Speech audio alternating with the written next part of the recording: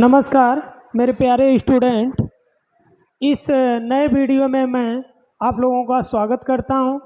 तो चलिए यह जो क्लास 10 का जो मैथ है इसके बारे में आज चर्चा करूं। तो फर्स्ट जो लेसन है वो वास्तविक संख्याएं थे और वास्तविक संख्याओं में बहुत कुछ चीज़ें कट गई हैं। केवल अगर छोटे छोटे तौर पर अगर बात करें तो एक आपका अंकगणित की आधारभूत प्रमेय पढ़ना है और उसी का अनुप्रयोग पढ़ना था, और दूसरे की अगर बात कर लें तो उसमें जो है वह सत्यापन करना था अपरिमेय संख्याओं का। तो यह दोनों वीडियो मैं बनाकर अपलोड कर चुका हूं। तो यहाँ हम देखेंगे आज ये दूसरा चैप्टर बहुपद के बारे में देखेंगे, जो ये बहुपद है आपके सिलेबस में। तो बहुपद में अगर हम बात कर लें, पॉलिनोमियल्स में बात कर लें, सबसे पहले ये बहुपद किसे कहते हैं, ये दूसरा चैप्टर है बहुपद। तो बहुपद हम शाब्दिक अर्थ की अगर बात करें तो शाब्दिक अर्थ अलग बताता है, लेकिन गणितीय कंसेप्ट की बात करें तो वह अलग बताता है। तो दोनों की बात कर लें तो बहुपद का अर्थ होता है, अगर शाब्दिक अर्थ शब्द के अनुसार अगर अर्थ कहें तो बहुत से पद हों, जिसमें बहुत से पद हों, यह शाब्दिक अर्थ है।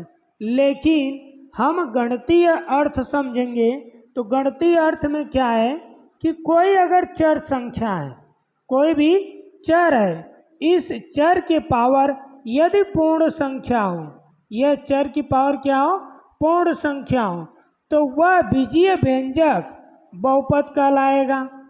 तो बीजीय व्यंजक अगर इस फॉर्मेट में है तो वही बीजीय व्यंजक आपका बहुपद कहलाएगा। तो चर में क्या क्या आता है, जैसे चर में बात करेंगे तो आपका x, y, t आदि के पदों में ये सब चर होते हैं।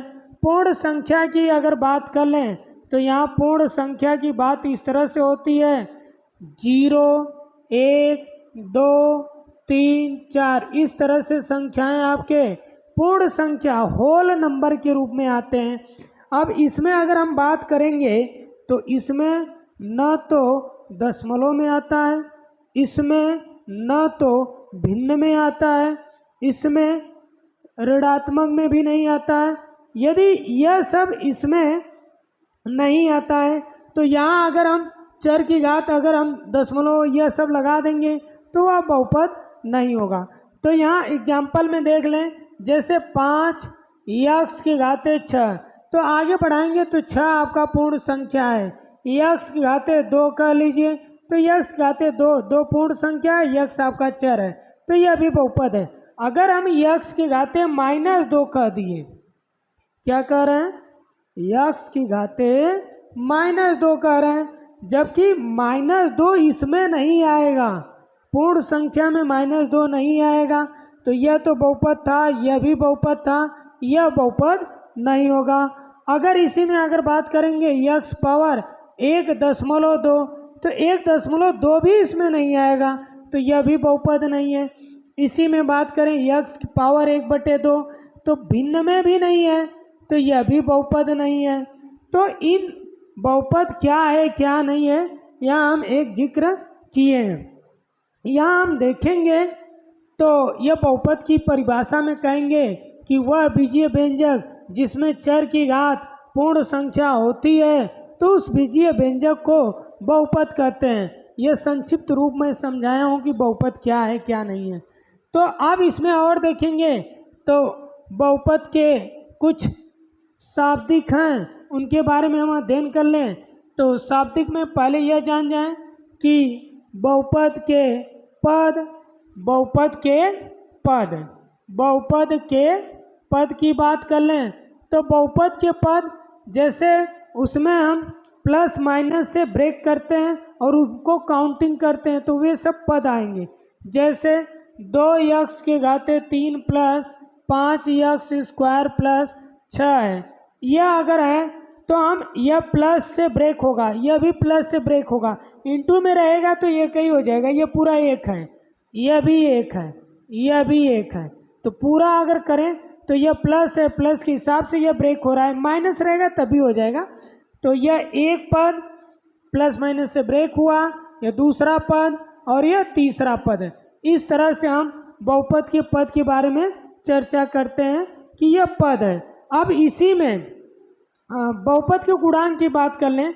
बहुपद के गुणांक, बहुपद के गुणांक की बात करेंगे तो इसी में अगर 2x घाते 3 plus 5x square plus 6 है, तो इसमें यह जो x घाते 3 है, तो x घाते 3 का हम गुणांक की बात करेंगे।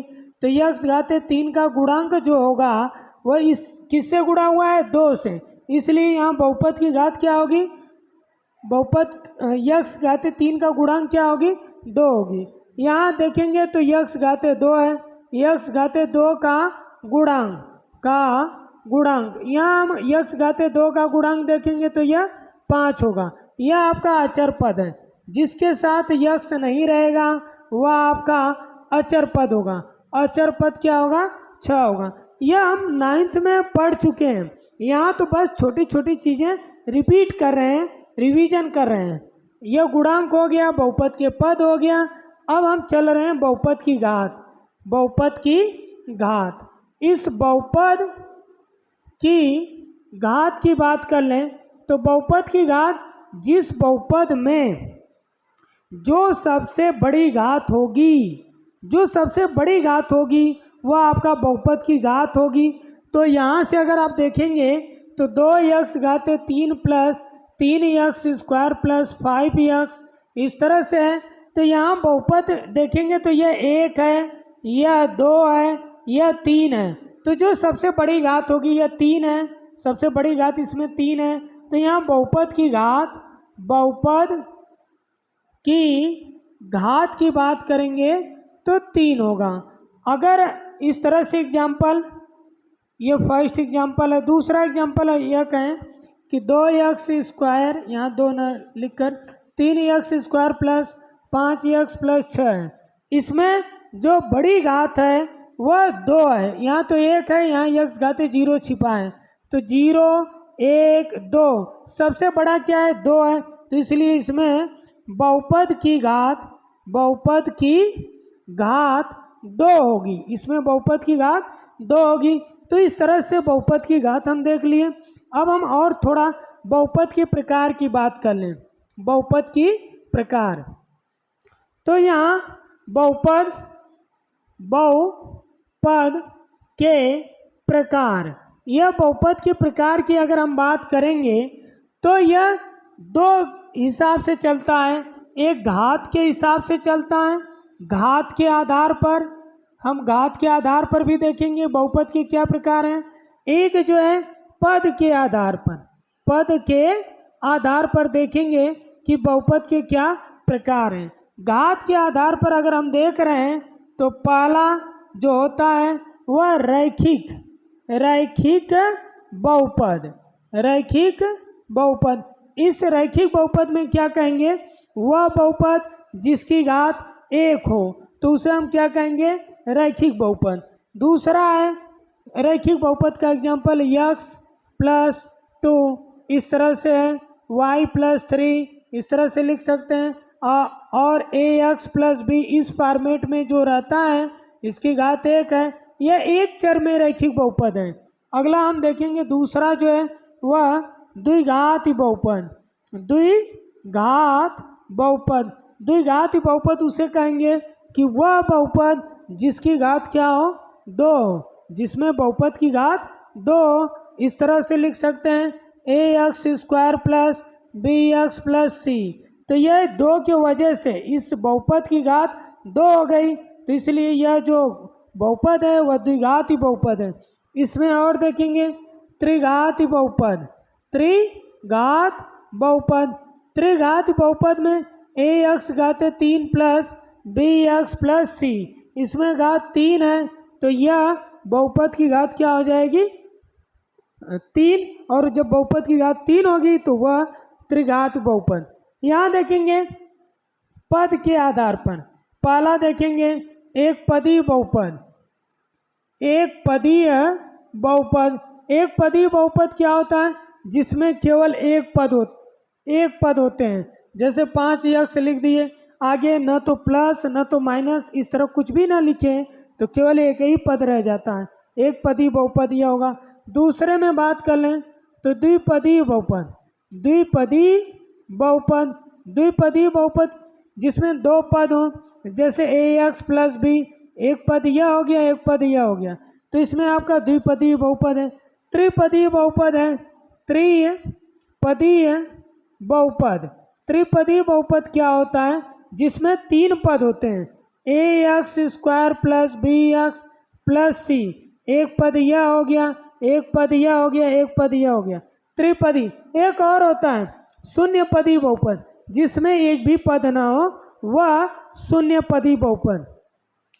आप ध्यान से सुनिएगा, अब जो मेन टॉपिक है ये तो रिवीजन था, पिछले क्लास में आप 9th में पढ़े हैं, वह रिवीजन था। यह मेन जो पोर्शन है यहाँ, अगर मेन पोर्शन की बात कर लें तो वह शून्यक होता है। वह शून्यक में रैखिक बहुपद का शून्यक होता है, द्विघाती बहुपद का शून्यक है, ये दोनों शून्यक पढ़ना है।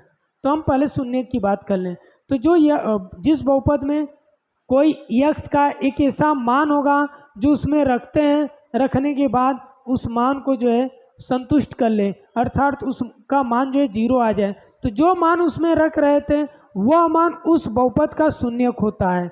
हम दूसरे शब्दों में कह लें तो उस बहुपद को, जो भी बहुपद दिया रहेगा उस बहुपद को हल करेंगे, हल करने के बाद जो x का मान आएगा, जो x का मान प्राप्त होगा, वह x के मान को ही शून्य कहते हैं। और जितने पावर होंगे, जो बहुपद होगा या बहुपद में जितने पावर होंगे उतने शून्य आएंगे।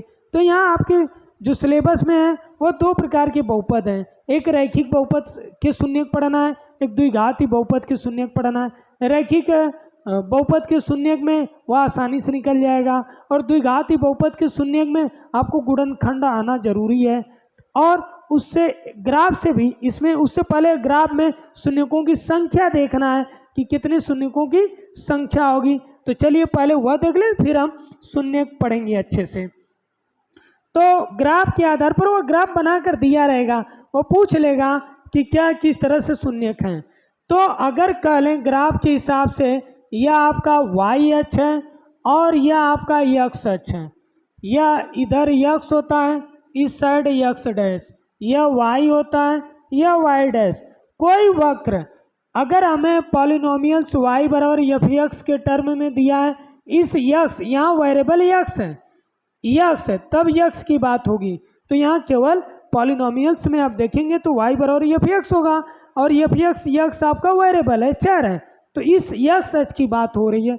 तो कोई भी वक्र की बात कर लें तो x अक्ष पर जितनी बार वह कट कर ले, यह एक वक्र है, इसमें x अक्ष पर यहाँ देखेंगे एक बार कट किया, एक बार यहाँ कट किया, एक बार यहाँ कट किया, बस इतना देखना है, इससे और इसके अलावा और कुछ नहीं यहाँ देखना है, कि बस इतना देखना है कि कोई वक्र x अक्ष को कितनी बार कट कर रहा है, और जितनी बार कट करेगा उतने शून्यकों की संख्या होगी। शून्यक वह नहीं होगा, शून्यकों की संख्या होगी।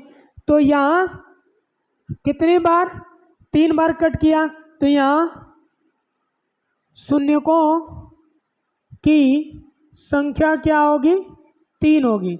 अगर एक और ग्राफ बनाऊं, यहाँ इस तरह से देखिए, यह एक ग्राफ है, यह y है, x है, x डैश है, कोई वक्र, कोई रेखा इस तरह से जा रही है, इस x अक्ष को कहीं पर भी नहीं काट रही है।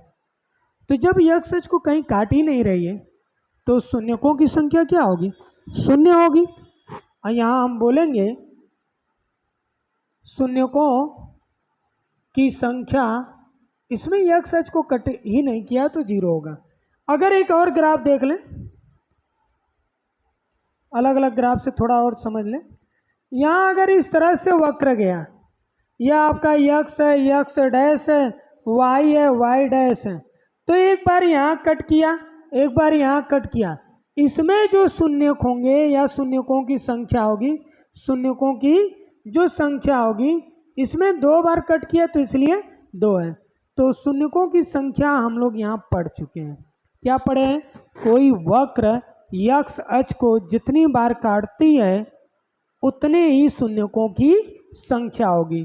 अब हम इसके बाद जो पढ़ेंगे वह शून्य कैसे ज्ञात करेंगे वो पढ़ेंगे, और रैखिक बहुपद का शून्यक पढ़ेंगे, द्विघाती बहुपद का शून्यक पढ़ेंगे, वह अगले वीडियो में हम लोग पढ़ेंगे। इस वीडियो में यहीं तक। यदि यह वीडियो आप लोगों को पसंद आए तो लाइक, सब्सक्राइब और कमेंट अवश्य करें, और कोई सुझाव देना है तो कमेंट के माध्यम से सुझाव दे सकते हैं। जय हिंद।